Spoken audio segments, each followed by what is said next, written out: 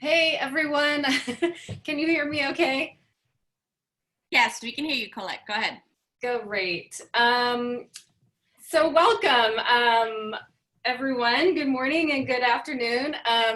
Sorry for the little bit of confusion, but excited to get this session started. I don't know if Lindsay Bonanno, our wonderful coordinator from the local partner team has been helping us with this session, if there's anything housekeeping wise you want to start with, Lindsay, or if we should just get started. Yes, thank you, Colette. Hi, everyone. Welcome to our first panel session on enhancing services for OVC beneficiaries and also focused on GBB. We're so glad that everyone was able to join us. We have almost 40 people attending here. So just a few quick housekeeping. It does look like we have some interpretation services. So if you would require that, please go to the bottom of the Zoom screen. There is an interpretation option. It looks like Ivan is the French interpreter, and he's including some comments on in the chat box.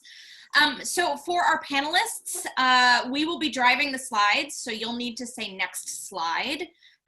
For our attendees, please include your Q&A in the chat box. That's how we'll be moderating our question and answer, and we hope before the end of the session to pull out just one to three kind of key takeaway points from this session that we can share in plenary at the end of our session this afternoon.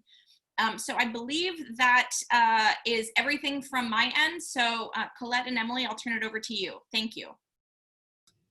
Great, thanks so much, Lindsay. And welcome again, everyone. For those I don't know, I'm Colette Peck. I'm a senior orphans and vulnerable children advisor in the Office of HIV/AIDS, and excited to be co-moderating this session along with Emily Reitnauer, who will introduce herself as well. Just to note, we have three wonderful panelists to speak to the topic today, which, as Lindsay noted, is enhancing services for orphans and vulnerable children beneficiaries, and also addressing gender-based violence. We have Molarisi Mahale from Baylor Lesotho, who will be speaking about the Karaboe Bopelo project. We have Maggie Kuchonde from the Lilongwe Catholic Health Commission, speaking about their activity in Malawi, and Danny Gomwe from Mavamba Orphan Care in Zimbabwe, rounding out our presenters. So I know they'll each be able to say a little bit more about themselves, but we're looking forward to hearing about those activities a bit more and the discussion afterwards. With that, I will hand it over to Emily. Thanks so much, Colette. Good morning and good afternoon, everyone. Thank you so much for joining us. We are so excited to have you here and to hear these presentations from our colleagues implementing these projects in the field.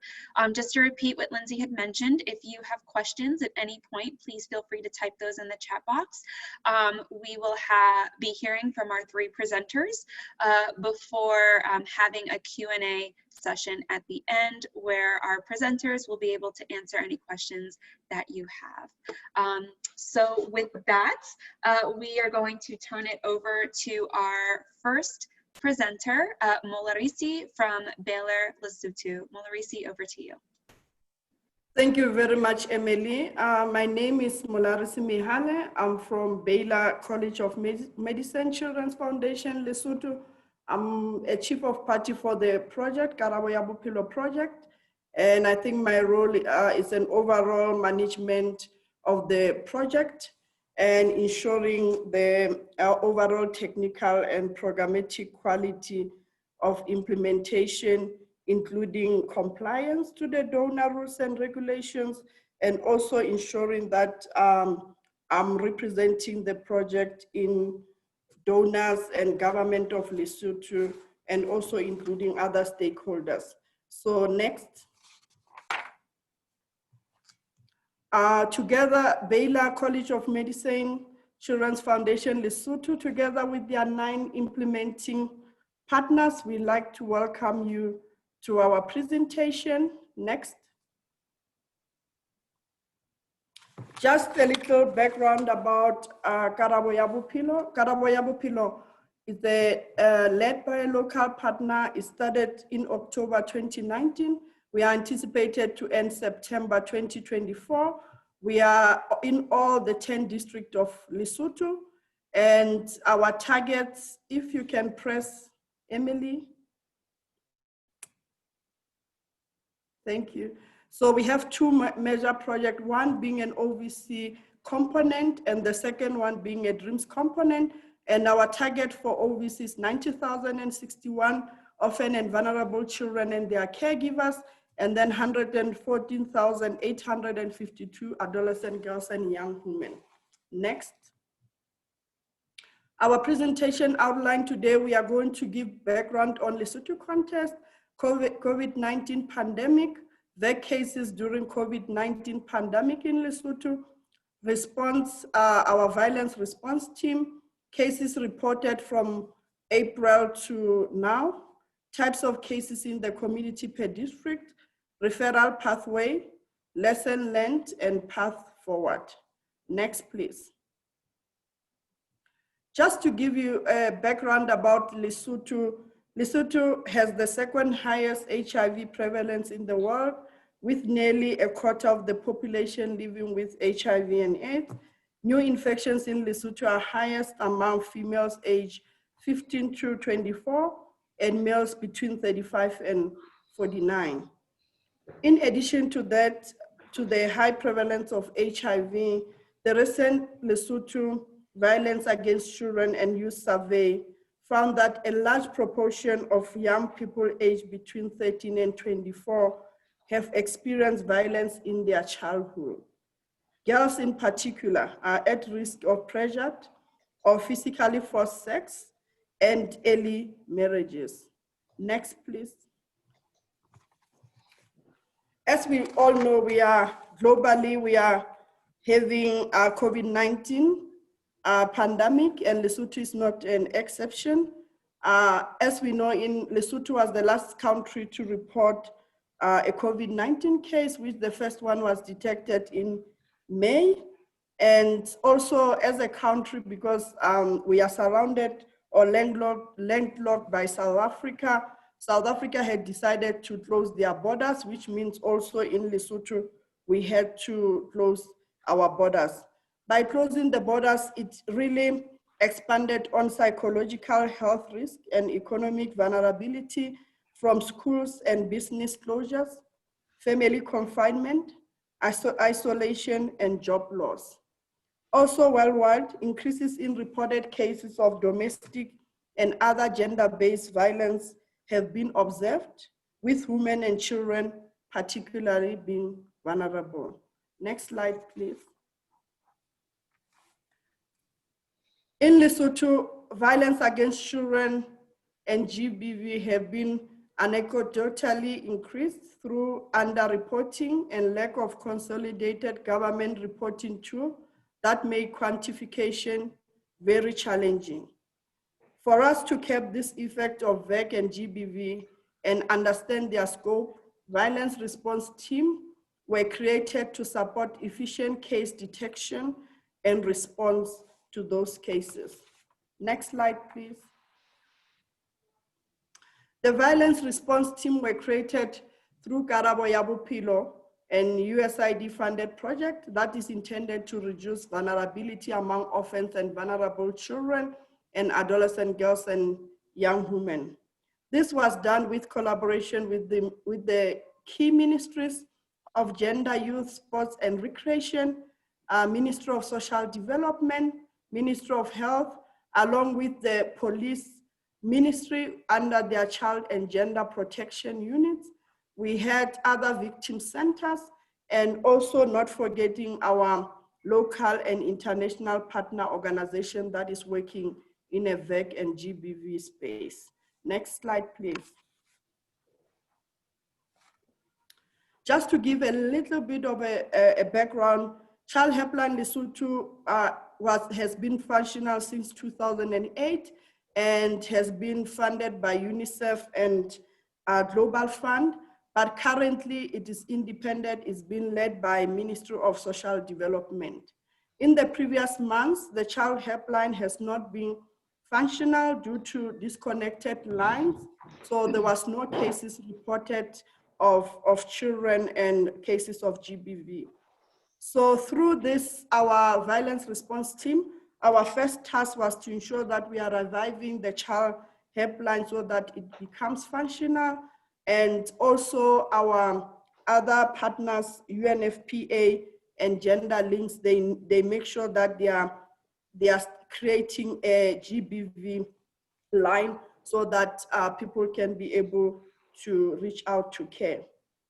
So for KB, because that time when we were in COVID, we saw that the cases are increasing.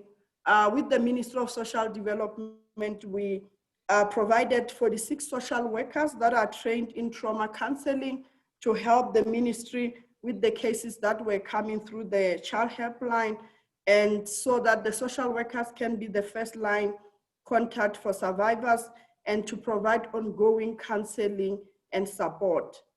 The social workers were provided or have been provided continuously with the protective equipment for home visit for those cases that really needs for the social worker to go.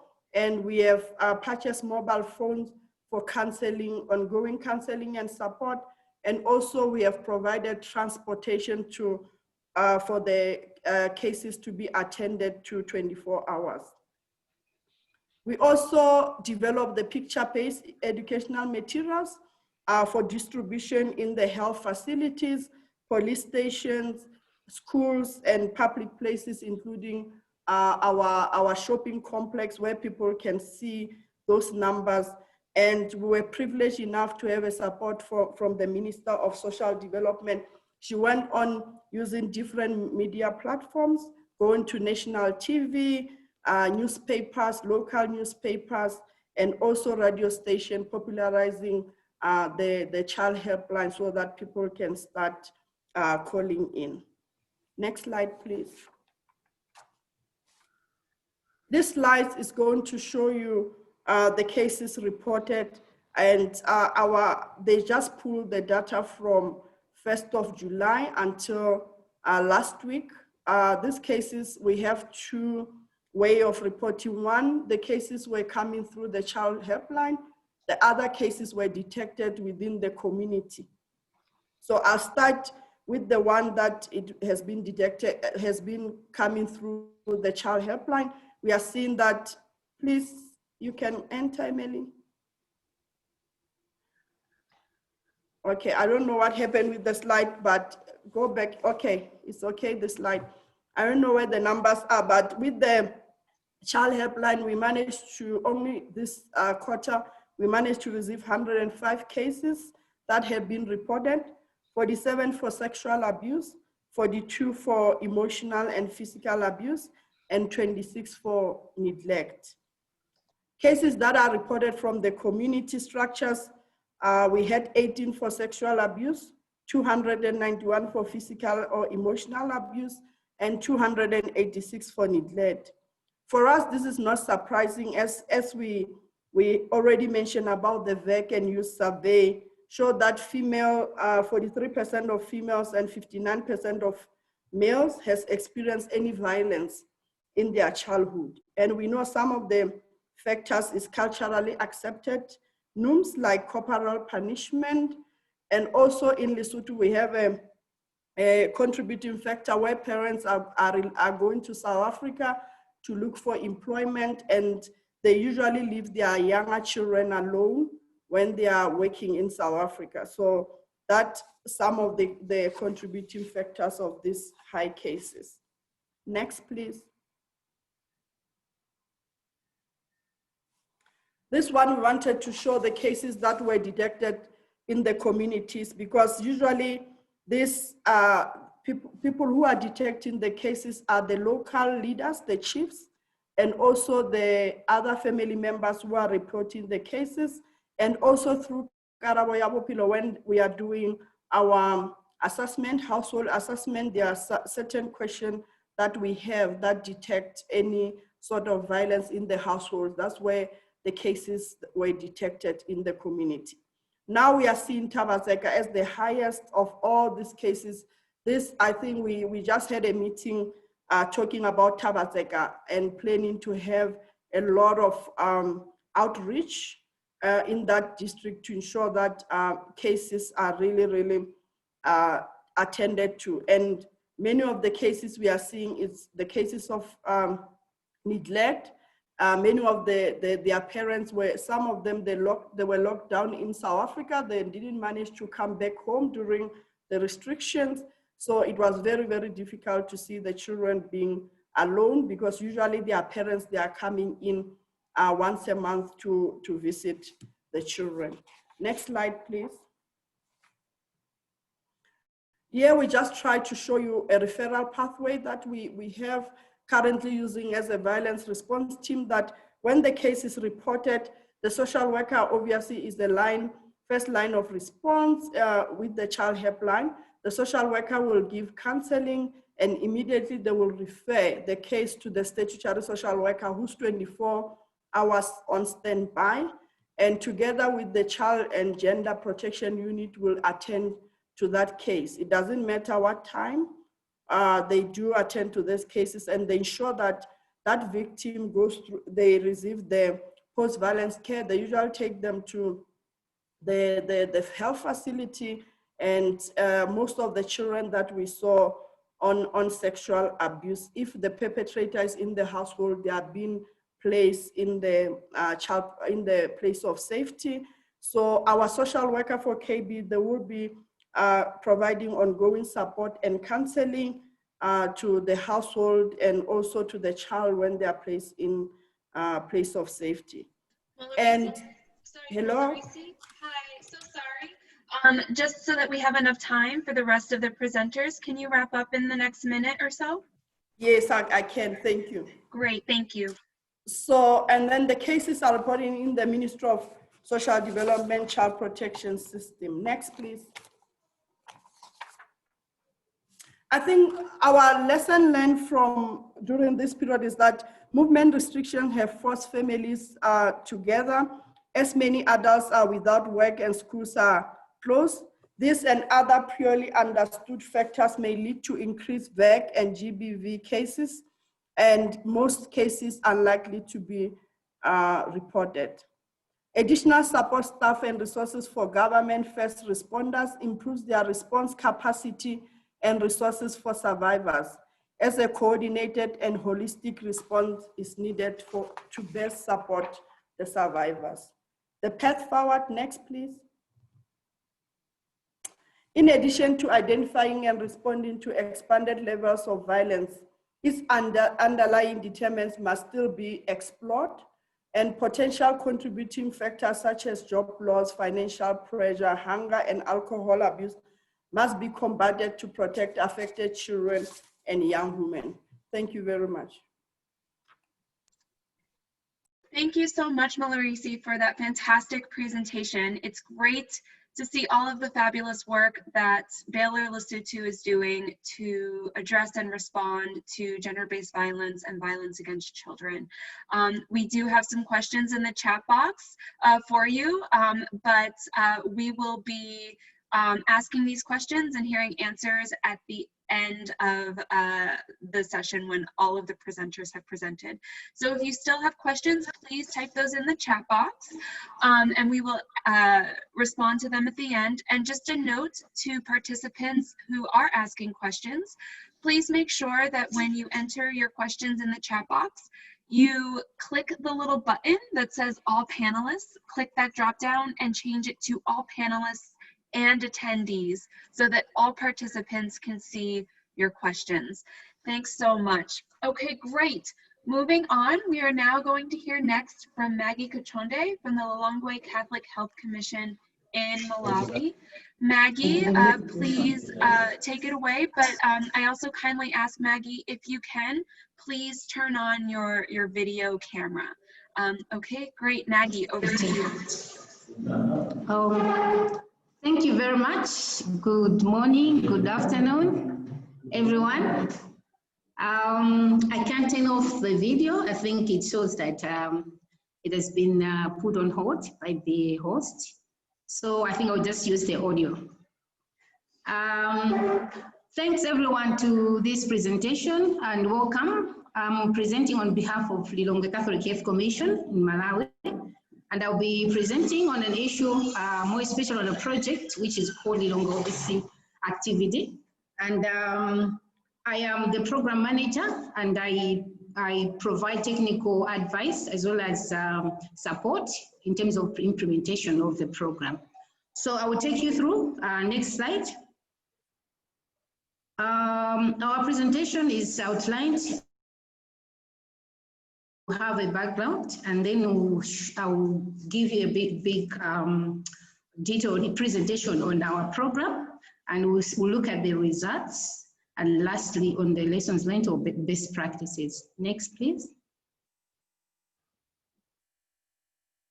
Next slide. Okay, so in terms of how we have been implementing our programs, previously as Lilongwe OVC or Catholic Health Commission, we were working with Counterpart International to implement a 5-year supporting the efforts of partner project, which aimed at providing organizational capacity. So we were provided with the organization capacity building in terms of human resource, how we can develop institutional policies, as well as how we can manage projects, and even leadership at management level, not forgetting how best we can even motivate our staff. So after this, that's when we were a sub-recipient of a PEPFAR-funded project, which is called For Children, and Catholic Relief Services was a prime. And so this allowed us to be like the core, the sub-recipient of the For Children project. And later on, that's when PEPFAR through USAID, now we had a transition award to the project that I'm presenting on, which is called Lilongwe OVC activity. Next slide. Okay, so in terms of how do we provide services to our beneficiaries, we've got two major approaches that we use. We have comprehensive package as well as the prevention package. So we are trying to promote the 95-95 PEPFAR targets, and we ensure that mostly we are not into clinical services, but we do referrals with our partners. So what I would advise, what I would say is that I will start with a comprehensive package and then finish with prevention.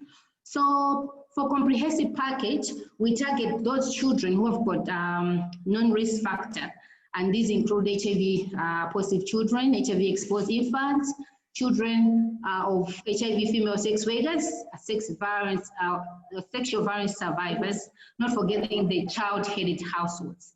So we reach out these children through various ways. Mainly, we coordinate with the treatment partners to give us those children who are positive, and then we enroll them into our program if they are eligible. And we also use the community structures, more especially those for child welfare services, to help us to identify these children. And once these children are identified, the model that we use to provide comprehensive packages through what we call case management and the household visits. So the major activities that we provide include those viral load monitoring, referrals, treatment to care, as well as psychosocial support, adherence, household economic strengthening activities, education support, emergency support, and positive parenting. So in general, when we have identified a household and we found that we've got maybe an HIV positive child, we ensure that we provide comprehensive package services, that the ones that I've just highlighted, and it's dependent on the need of the child.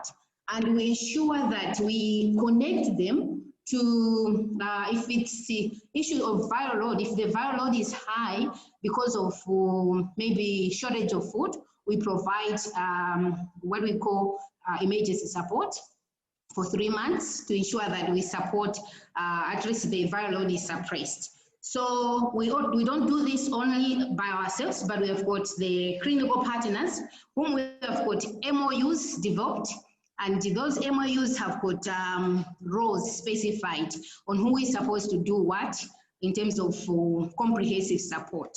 And the other package is on the prevention, and that targets 9 to 14-year-olds, and mostly it's on messages on how they can prevent HIV as well as sexual violence. And we use evidence-based curriculum. For example, the grassroots soccer. We use soccer to promote those messages, and we also have coaching boys into men, not forgetting the SASA faith. And once they finish, we also integrate the PEPFAR HIV prevention modules so that they are aware of the consent that they can have, and they are also able to make decisions about their sexuality. Next slide. In terms of results for COP20, we managed to reach 18,000 against the target of 19,000. So we are at 95. So we've got the OVC SAVE, which looks at the number of beneficiaries saved by PEPFAR OVC program for children and their families. And we also have the OVC HIV stat, which looks at the percentage of orphans and vulnerable children who are below 18, and those who are enrolled in OVC comprehensive package with HIV status reported to us. So we ensure that all those children, once we know their viral load, we support them, as already said, with the necessary support services, and also refer where we need to have like the support from clinical partners. Next slide. I will take you to lessons learned or the best practices. So as a prime, we have seen that we need to be flexible and agile to PEPFAR guidelines, because some of the guidelines, they help us to respond to latest PEPFAR requirements, and this has helped us to strategically plan our program, and it also helps us to be updated in terms of how best we're going to implement our programs. And the other one, we've learned that obviously programming is multi-sectoral, and in that case, it requires linkages, and even where necessary, relevant stakeholders, they have to be involved, and we need to strengthen the collaborative services. And we've also learned that implementing evidence-based curriculum is the best foundation for providing services relevant to influence our change. So we have adapted to our Malawian context, and that has helped us to get linked to other PEPFAR partners, like One Community. So we, as a local partner, we have strengthened the use of evidence-based curriculum in our programs, more especially for prevention module. Next slide. The other one, we've recognized that for capacity gaps, we need to strengthen technical support from USAID, whether being the financial or MIE support, and as well as the financial audits, and that will help us to have a strengthened collaboration with the PEPFAR as well as USAID. And lastly, we've continued to provide services amidst COVID-19. We intensified area engagements with the government and as well as PEPFAR guidelines. So we didn't stop implementing activities during COVID. Though we had challenges with the school interventions, but we found other community structures to engage the youth in terms of more especially for parenting, for skills are cheaper, to help them still get messages on how they can prevent themselves from HIV. Next slide, and that one is the last one, just showing how we have fared during COVID, the trainings that we have done, the services that we have provided, and we have seen great change in the youth as well as other beneficiaries. Thank you very much. Thank you so much, Maggie, for the wonderful presentation. It's great to hear about that. Interesting to hear about the flexibility required, both just as part of PEPFAR and then also in the current COVID context. Also great to hear about how you are kind of tailoring the case management based on things like viral load and the linkages that you are exercising with the clinics. Hopefully we'll have a little bit more time in the discussion time to hear about that. But I think we are going to keep moving through so that we have some time for discussion at the end. So I will move us on to Danny Gomwe from Mavamba Orphan Care. Danny, over to you. Thank you. Thank you very much. Good morning, good afternoon, everyone participating in this panel. Here, the 4th of October shows the difference in time zones. Here we are still on 4 October, and I know the rest of us, we are on 6. My apology for that. So, yes, then this is our my presentation outline. At the bottom, we have background, and at the top, which is 07 lessons learned. Thank you. Maybe a bit of background. As has been introduced, I'm Danny Gomwe, Progress Manager for what we call Mavamba Children Wana, a program funded by USAID with the resources coming from PEPFAR to mitigate on the impact of HIV and AIDS on vulnerable children and their families. My role within this is to ensure, and it gives technical guidance to the team and also our sub-recipients, some of them whose districts have been saturated and you have moved out of there. And we are now having one partner, as you will see, within the discussion. And yes, then Mavamba Orphan Care is implementing what I'm going to be talking about here, Families Matter program, which is an evidence-based, age-appropriate, positive parenting model or curriculum. This is meant to foster a child-parent relationship and community support and interaction. We introduced this model in 2017, and yeah, we see that it is working and working very well. And as you can see, there is an equal gender norms among girls, especially HIV-affected girls, who are very vulnerable to coercive, forced, and transactional and early marriages, as has been exposed by Clover. And we have seen it, and we do our best to mitigate on that. And 22% of girls in Zimbabwe are mothers before the age of 18, and 30% are married before the same age. Next. Yes, basically, that's what we do. We've been a prime since April 2015, and our targets work with the children living with HIV, exposed infants, teen mothers and their children who could be exposed or HIV positive, children living in hotspots areas, 9 to 14, sexually active adolescents, and the adolescents sexually abused, exploited, and neglected.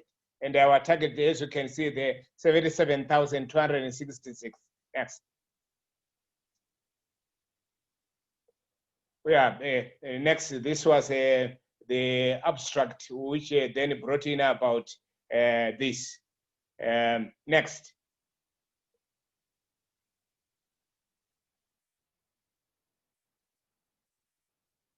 Yes, then within the Families Matter program, we have two targets: the 9 to 12, whom we call pre-adolescent, and the second one, FMP2, the 13 to 17. The pre-adolescent, we targeting their caregivers within this model to ensure that they are able to communicate with them. And we see the 9 to 12 as our safe age group. And it's more of prevention as it has been presented by my earlier on colleague with us for that particular target. And then FMP2, 13 to 17, is more of mitigation and also prevention.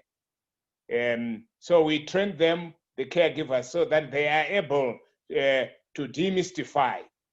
You know, there are things which we call taboo, or which used to be taboo here, where you people are not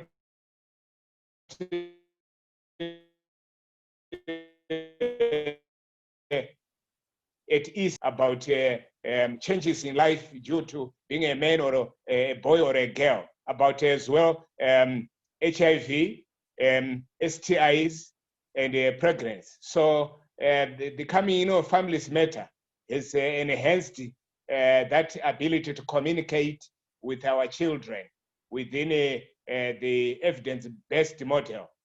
And since 2017, we have reached 56,000, over 56,000 caregivers, pre-adolescents and adolescents with this. And we are happy that there is engagement, ongoing engagement between caregivers and their children. Thank you. Next.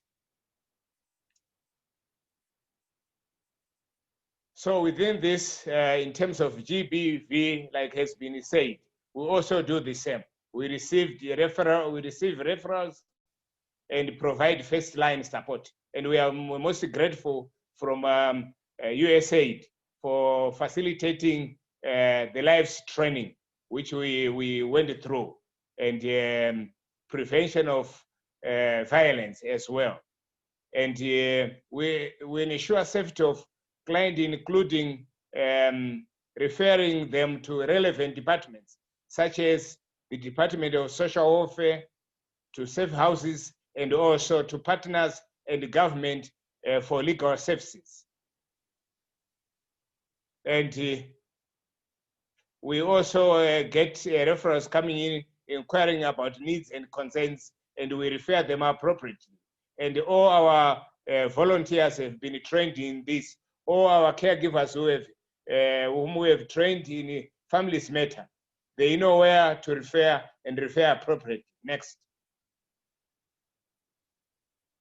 So our results are as shown here, where we have through FMP implementation in the COP19, a total of 35 sexual abuse cases were reported within 72 hours. The majority of them, 21, within 72 hours, and they managed to receive post-exposure prophylaxis. And we saw this as a great improvement. This we have seen even bigger numbers in the years before, like in COP18, COP17, we have seen this happening. There is also FMP contributed significantly to our beneficiaries having a non-HIV status. That's about 97% of the FMP participants know their status, and we are very happy about this. And this has been as a result of FMP. And they have disclosed they are on treatment, they are adhering to their treatment, and the majority, they have viral suppression. And we see this as a contribution of FMP within the communities we work here in Harare and Mash East. We have heard as well, because of this realization that FMP is very useful, we've had individuals and the organizations coming through asking if we can provide the training to them and so on, and guidance of which we have linked them with the developers of the evidence-based curriculum. So we see a high level of uptake, and the prevalence rate around the communities we work has gone down, HIV prevalence rate. Next. So lessons learned. We have learned the importance of working with others, including government, departments, clinical partners, and the other organizations working in the community, so that we enhance the referral. We also enhance service provision for OVC beneficiaries. We have also learned from Families Matter the importance of implementation fidelity, which is at the heart of our programming, not only for FMP, but for all evidence-based models. We see them bringing in real change to our communities, to OVC beneficiaries, and we are most grateful for such evidence-based models and curriculums which we are running with, and we'll keep running with them, and because we have seen changes within communities we work. So thank you very much for USAID, PEPFAR, for coming up with such brilliant models. I thank you. Over. Thank you so much, Sandy. Thank you for the wonderful presentation. I see we're getting lots of great questions and exchange in the chat box, so that's wonderful. As I'm looking at that, if I could just check with Lindsay, I know that I don't want to neglect acknowledging our wonderful note taker for this session, Megan Murdoch, who is helping us with that. So I trust she'll be capturing a lot of this in the notes as well. Lindsay, for those questions that are regarding some of the tools, various tools being used, is there a way that we're kind of collecting those centrally to maybe attach to notes or make reference to for further sharing? Yes, I believe there will be a resource link for all of the different pieces of information that everyone wants to share from this meeting overall. Perfect, fantastic. Okay, great. So we'll try to make sure we're collecting all of that and that that's included in the notes or other materials shared after the meeting. To go back and start to maybe pick up some of these questions, I know we have a number of them, and I think just 15 minutes left in the session, but we'll try to go through as much as we can. I'm going to go back to one from earlier on that was for Mularisi, I believe, around your curriculum for trauma counseling. I think the question was, did you use a particular curriculum for that? Is it your own or Carabo's curriculum? And is it used to train others? Could you speak a little bit more to that? Thank you very much, Colette. The curriculum that we are using is Singing to the Lions. The curriculum is intended for children and youth who have experienced or witnessed violence in their family, schools, and community. And we were trained by Catholic Relief Services, which they have facilitators for this curriculum. So our facilitator that trained us from Lesotho was from Zimbabwe. So yes, they do have facilitators that are going around countries and training the projects. Great, thank you. Emily, do you want to take the next one? Sure, thank you. And thank you to everyone for your fantastic presentations. In the chat, we have another question for Mularisi. Do you have any mechanisms in place to monitor whether the distributed education materials were being utilized by the intended users? Thank you very much. I think for the intended users, one are our OVC and two adolescent girls and young women, which is our priority. What we do send bulk messaging, SMS, we do send bulk WhatsApp or when we share these materials. And after we have shared, we follow up with course, our case management workers and our youth mentors, they follow up with course. We have a questionnaire that we have in our project where we call our beneficiary and say, did you see the message? What did you understand about the message? Do you know where to go if you experience violence? So that we are taking it.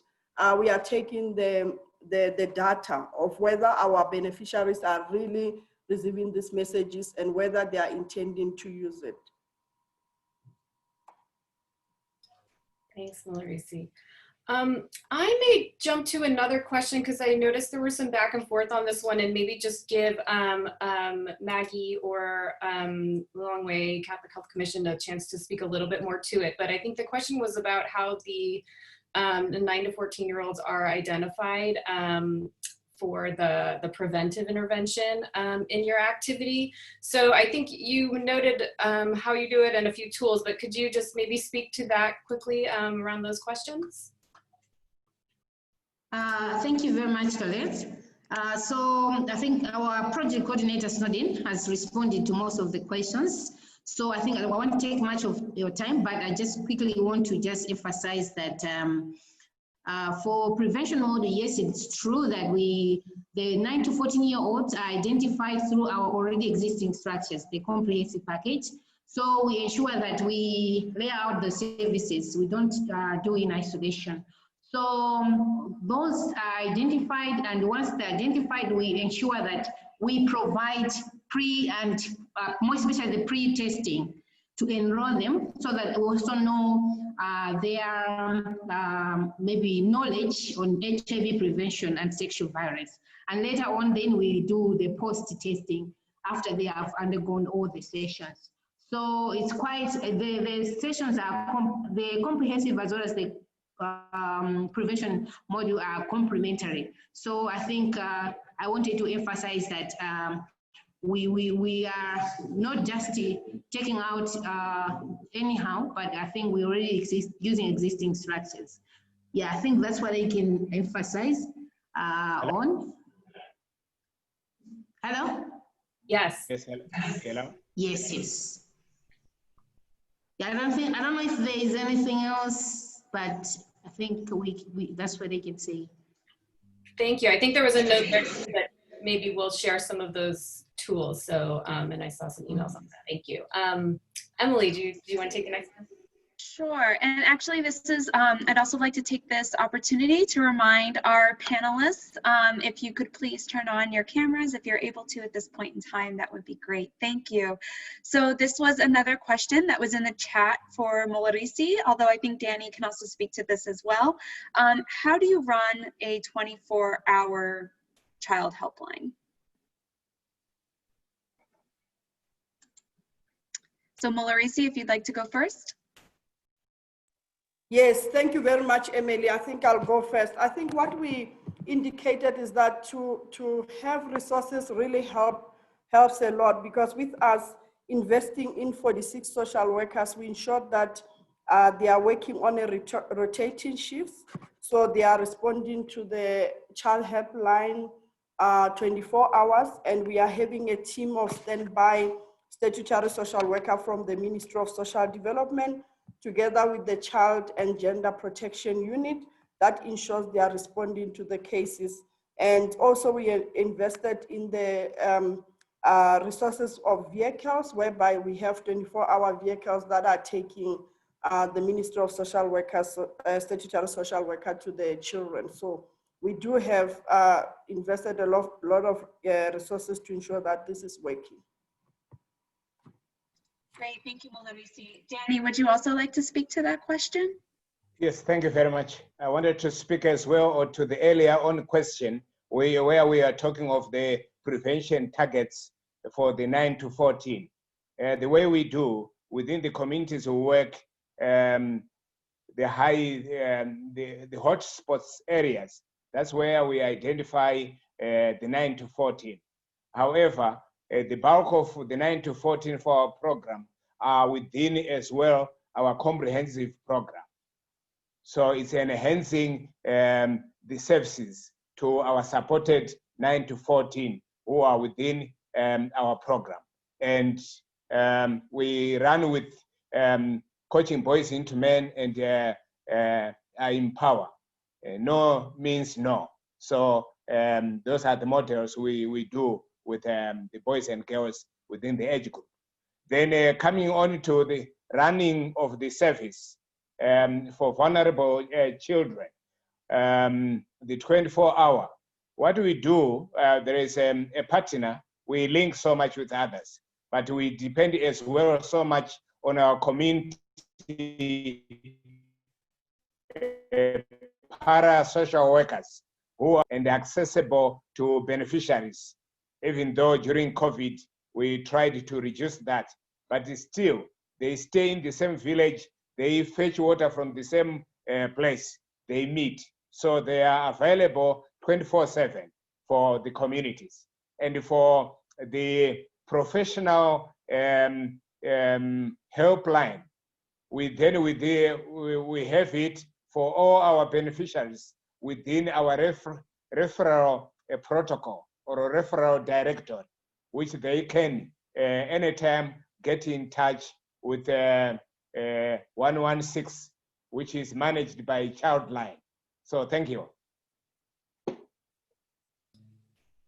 Thanks very much, Danny. Do you mind if I ask one quick clarifying question on that? So there are no 9 to 14-year-olds that you're serving with the prevention, the curriculum, that are not also in the comprehensive program? Is that correct? Like, are there any 9 to 14-year-olds only getting prevention and not the comprehensive package?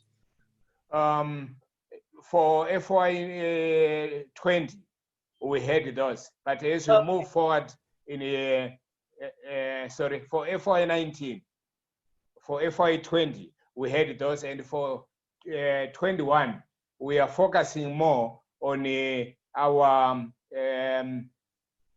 comprehensive beneficiaries supported under the program. Got it. Okay. Yes, thank you. then since our facilitators are community-based, they can as well extend to other children within the communities. But our major focus are supported children, 9 to 14. Understand. Great. Thank you.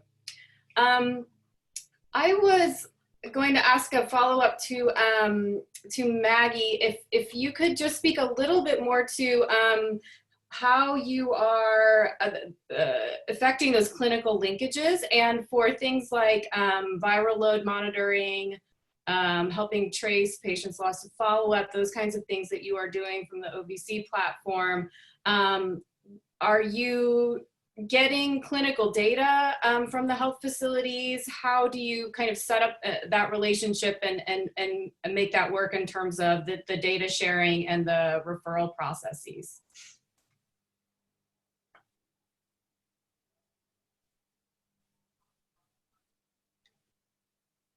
If you're still there, Maggie, are you on mute? Hello, Colette. I think I missed you. Can you repeat? Sorry, sure. I was wondering if you could just speak a little bit more to your relationships with the clinics and how you get and use, viral load data, those kinds of things you were talking about that you are helping support from the OVC program, helping trace patients lost to follow-up, monitor viral load, those kinds of things. Okay, thanks Colette and everyone. I should mention it that at the beginning, we had the initial letters from the DHO. Those letters, they enabled us to have access to the ART registers. So whenever we are going to get information for those children who are positive, we strengthen the coordination with the ART coordinators, as well as the treatment partners, more especially like PIH, that's Partners in Hope, as well as Lighthouse, Baylor. So we have got the signed MOUs with these partners, and each one of us is aware of our roles. And for issues of viral load monitoring, we also have a tracking tool that we use to ensure that those of high viral load are supported with, if it's an issue of shortage for food, we offer the emergency support services. So in terms of how we have been monitoring our viral load, once we have identified those children with high viral load, we always ensure that the case care workers who are on the ground, as well as the referral linkage facilitators, are in contact with the clinical partner. Because these ones are the ones now that they try to monitor progress at the household level.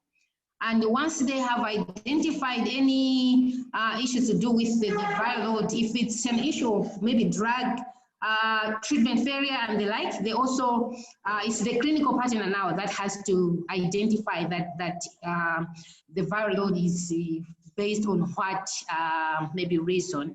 So once we have identified all those issues, we ensure that we do provide consistent home visits to ensure that they are taking their drugs, as well as for those who are defaulters.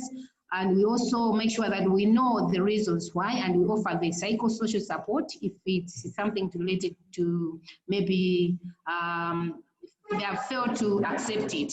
So I would say we have more of our treatment partners coming in and then signed the MOUs, and it's gradually say that all the CHIV we have, the children living with HIV positive, we have now almost 1531, that's 1,531, and all of them are on ART. And this has also been because of the full support from treatment partners as well as the ART coordinators on the ground. So I think that's what I can explain as of now. Over, thank you. Thank you so much. Emily, over to you. Sure, I know we're almost at time, but we're going to ask one more quick question before we identify the key points from today's session and wrap up. This last question is for those of you who work with children and adolescents who experience violence, especially through the hotline, so Molarisi and Danny. So a question that often arises when providing services to children and adolescents who experience violence is, how do first responders handle mandatory reporting? Can you please explain how those who manage the hotline and social workers who respond to cases of violence against children conduct mandatory reporting?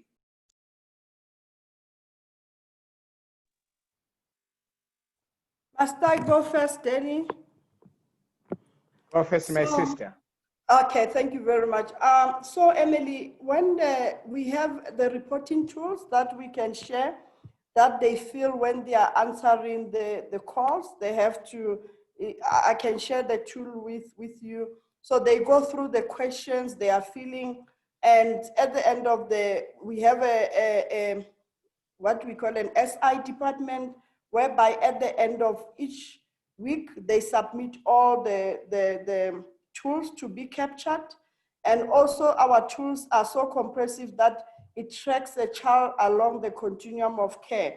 So once the child enters, they have to be tracked whether, as Danny said it well, they got the clinical interventions, is the cases registered legally, and then whether the child has been removed and placed. So the tool is so comprehensive that every time when we do case conferencing, we can refer and see where the child is on the continuum of care. So yes, we do track those cases. We have tools. Danny, anything you'd like to add? Yes, that's true. It's as if she is reading from my notebook. We do the same.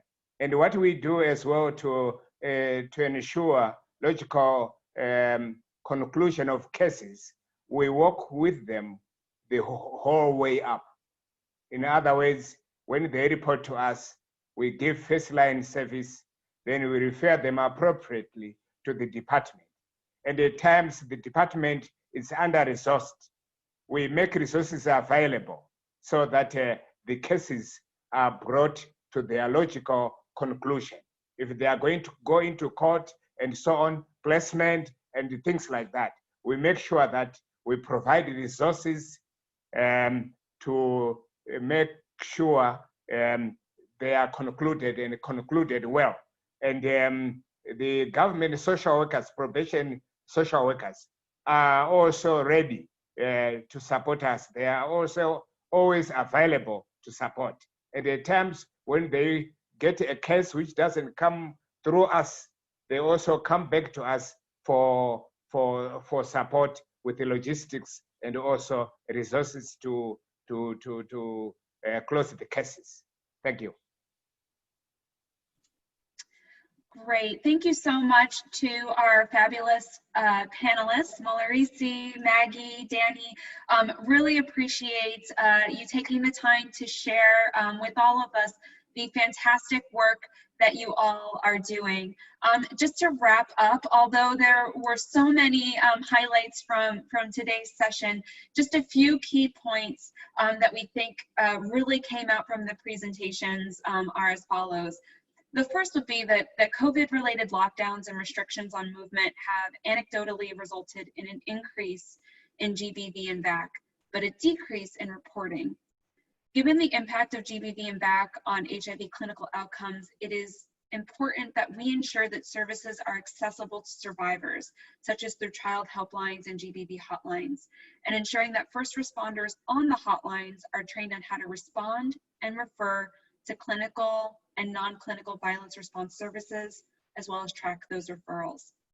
The second key point is that the prevention package of interventions offered to children and adolescents through the OVC program is critical in not only reducing risk behavior for HIV acquisition, but also decreasing, identifying, and responding to GBV and VAC in the community. These interventions are also critical in strengthening relationships between children and their parents and caregivers, which is a protective factor in relation to VAC. And finally, our third key point is that close relationships with clinical partners affected through MOUs and dedicated staff greatly improve OVC program support for children and adolescents living with HIV, and tailoring support based on viral load and factors at the family and household level is critical.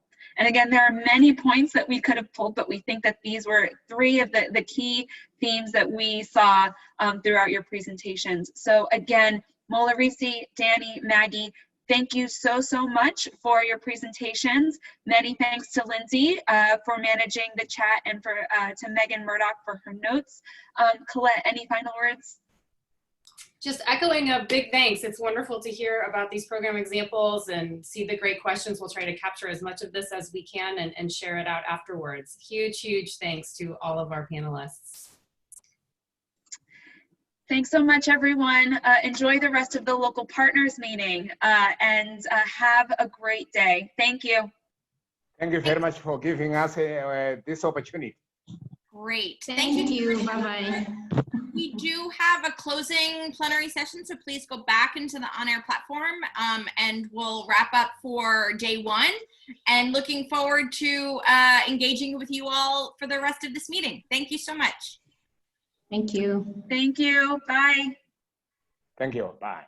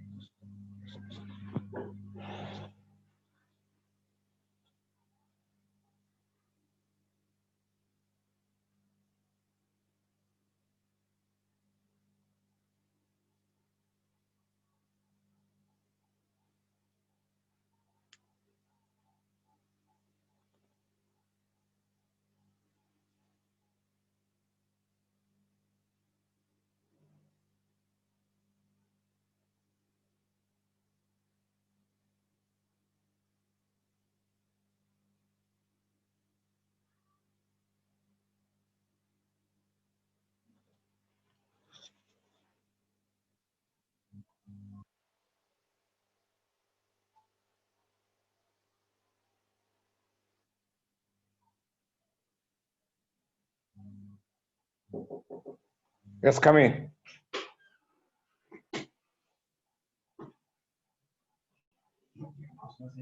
Taskara maskara. Disati. Pani close in your Okay.